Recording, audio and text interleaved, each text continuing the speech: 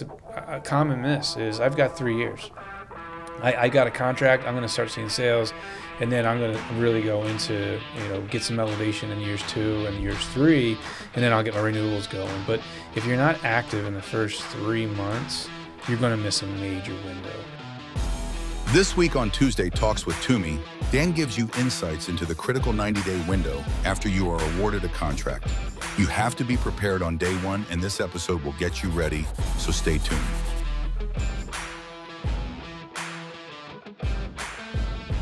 Dan, have you ever heard this one before? I got a contract 6 months ago, and we just haven't seen the spike in sales that we were expecting. What's going on here? What's happening? There's no doubt that everybody wants to see immediate, return on investment, right? A lot of energy went in to get the contract, a lot of resources, and then now, all right, I got my contract. I should start seeing sales. Why isn't this spiking? Why am I not getting the revenue that I wanted out of this? And there's a lot of pre-work that goes into getting your contract launched and educating the reps and aligning strategies for targets. But the most crucial time for a contract to actual get awareness is the first 3 months of the contract. After those first 3 months, if you haven't maximized your efforts into the market, it starts to go down a level, right? You think about this. Every time they launch, they're not just launching one contract. How many vendors are on with you? So whatever that number is, but they're probably launching anywhere from, 20, 30, 40 other contracts out. And they're not all in your space, but they're across the healthcare continuum of care. And that supply chain team, that value analysis team, that contracting team, they probably have several categories. So now if you've launched and then 3 months later another wave comes, right? And then another wave comes, everything's new for only a couple weeks and then it goes down. So how prepared are you for day one? It's a common miss is I've got 3 years. I got a contract. I'm going to start seeing sales, and then I'm going to really go into, get some elevation in years 2 and years 3, and then I'll get my renewals going. But if you're not active in the first 3 months, you're going to miss a major window. So how engaged are you with those contract managers? Have you been prepping before day one? And then when day one gets here, your pricing and all should be ready to go and load it. Your distributors should have all their pricing loaded. And then when you're going out and selling, the GPO field sales team, your contract manager is supporting you heavily because they want to get off the ground. But then again, they're going to start fading onto other projects. And then with the customer themselves, did you build any kind of value adds into your contract? So did you give them maybe incentives to early conversion bonuses? You can entice them with an extra 2, 3, 5%, whatever you can financially afford, but you can give them incentives. Hey, in the first 30 days of my contract, if you start the conversion process, I can give you a rebate, right? Or if you convert X percent of your this product before 6 months, I can give you a rebate, or even 1 year, right? You can play with those numbers, but you need to find ways to entice them to draw towards your contract too. And then you might ask me like, well, hey, I just gave you you just gave me a contract. I gave you my best price. I have to add all these other incentives in. You don't have to. These are just other ways that might give you a little bit of a kickstart out of the gate and get the traction, because you're just giving them that cost of conversion. It's a real cost. It's a real burden. And it's time. So can you separate yourselves there a little bit?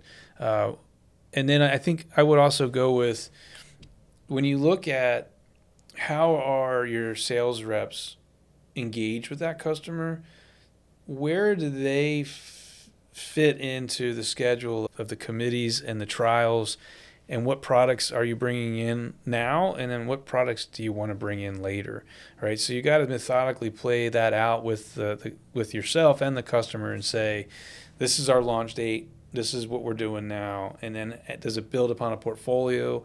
Does it build upon a service that you offer?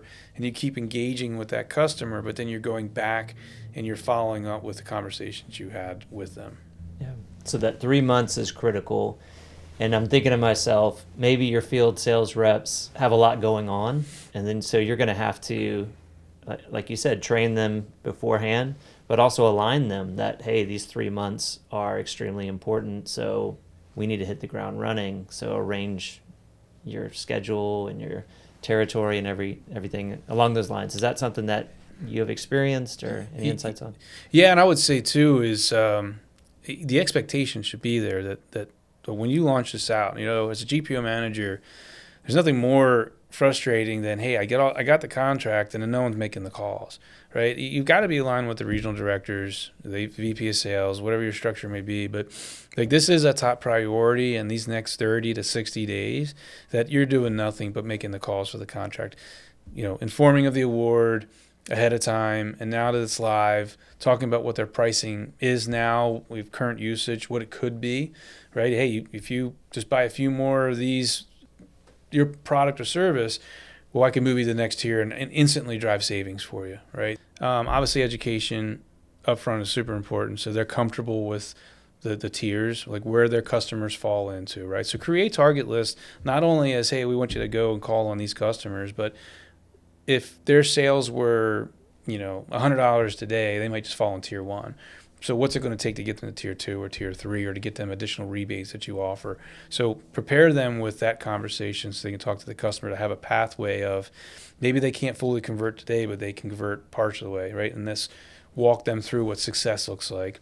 But you also, too, you need to manage the calls. Like, you need to manage that the reps are actually making the calls, and that you got alignment with the regional manager, your sales team, leadership, that they're going to make X calls for this contract. And by the end of your 30 or 60 days, or 90 day being the most important window, so set that timetable, but that you've reached this call list and you've got X trials started already. Because if you miss it and I'll get to it tomorrow, or I'm going to be in 2 states over, I can't get to it for 3 or 4 weeks, and then all of a sudden, you start missing it, you miss the window. So it got to be diligent about being on top of launching it and then communicating back to the national accounts team of roadblocks they could be hitting to, successes and roadblocks.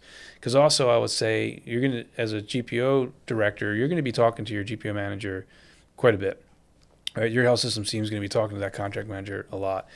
And if we're hitting people saying they don't, they're not responding, they're not looking, they don't care about the contract, whatever it may be, you should be feeding that information to the contract manager to help get support from the GPO team. I will say this, though, like, the GPO team is not going to make miracles happen and guarantee appointments or return someone's opinion right away. But they're the ones that can navigate with you. Did we get all the right bullet points out? Did we exhaust all of our internal options? And then go back to the actual GPO and say, I need support here. So this may be a completely different conversation, but what have you seen work with regard to territory planning, targeting, the list that you're going to hit, the priority list of accounts that you're going to target? Is there anything not intuitive to that? Because in my mind, I'm thinking whoever's using the most is number one, down the line. It's relationships are part of that too. You're right. If you look at your biggest accounts, you're like, hey, I want to go with the biggest ones first. But the biggest ones, your largest IDNs, or it might have a local contracting in place. So do you know what hurdles you're going to hit ahead of time? Like, do you know if if they're following the GPO schedule to the T, or do they have something that might be overlapping with them? So in that pre-work before launch, those are questions they should be asking right away. And then that way, hey, they have a local agreement that's good for another 6 months or a year. You can still try to utilize the GPO angle, the resources, but right, if they've already written a local, they may or may not be ready to convert, but at least they know now that you're a viable resource and you start working on them. So think about that from any of your accounts that you do the pre-work, and then targeting your mid-size ones. What kind of service are you offering? Is it hospital-based only? Is it surgery center-based? Like, what's your path of least resistance? And do you have other products or services that are already in the door that allows you to go have a conversation and say, hey, now I have this contract. Can we look at maybe more of our products together? All right, now you can create some more of an enterprise conversation, not just a one contract at a time conversation. So just as a final question, are there any other activities that you're involved with other than training your own internal sales team? Yeah, think about your distribution partners, right? They're a big part of this too. So I mentioned about getting pricing ready and everything, when your own internal pricing, and then getting, making sure distributors have pricing. They usually need 30, 60 days to get everything loaded up. But is their sales team a partner with you, and are they going out and promoting the product? Do they have programs for new launches that you could be utilizing, right? Use those resources too, just to maximize it.